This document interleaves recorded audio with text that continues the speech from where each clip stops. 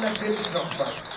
Hier habe ich 3 Burschen aus Tirol und sie haben heute ihren ersten Fernsehauftritt. Jetzt muss ich mal fragen, wie ist denn das so? Seid ihr ein bisschen aufgeregt? Ja, man ist schon aufgeregt, was soll ich sagen? Aber so kriegst du sie, oder? Ja, auf alle Fälle. Und ich glaube auch unser Publikum, die unterstützen euch jetzt so, oder? Was sagst du, wir haben einen Applaus für unsere Burgen? Heute den ersten Fernsehauftritt. Sie sind fetzig, sie kommen aus Tirol und sie spielen super Musik und ich freue mich jetzt sehr auf euch. Gebt's Gas, Jungs, und wir freuen uns jetzt auf die fetzigen Tiroler!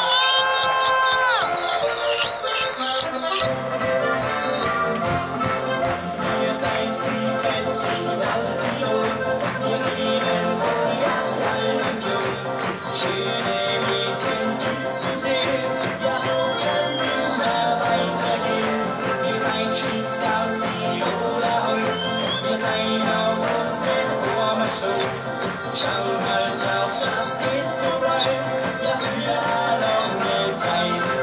Na ja, Ratte spielt Gitarre und Amazon die Harmonika. Wir geben immer Vollgas, bringen Stimmung in jedes Haus. In uns steckt sehr viel Power, wir haben immer Spaß. Von Stromgitarre bis Zirka, bei uns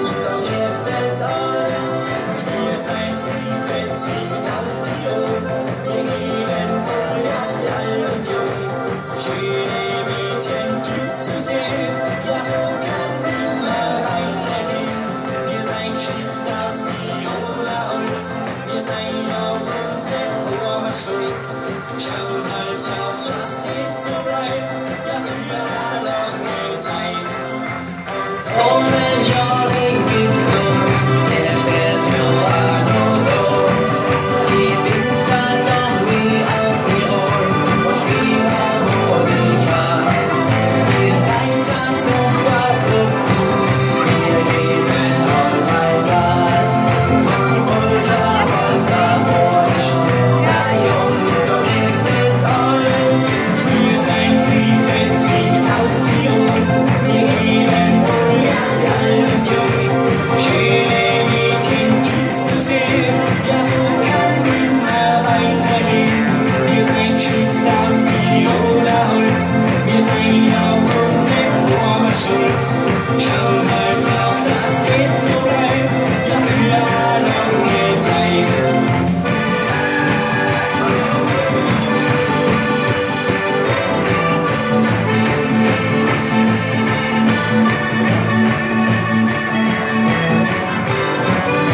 Wir sind geschützt aus Viola-Holz, wir sind auf unsere Urme stolz.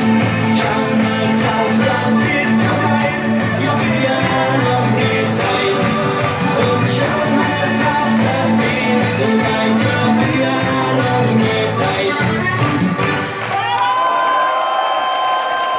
Die fetzigen Tiroler! Mann, das habt ihr einfach sensationell gemacht. Bleibt einmal da.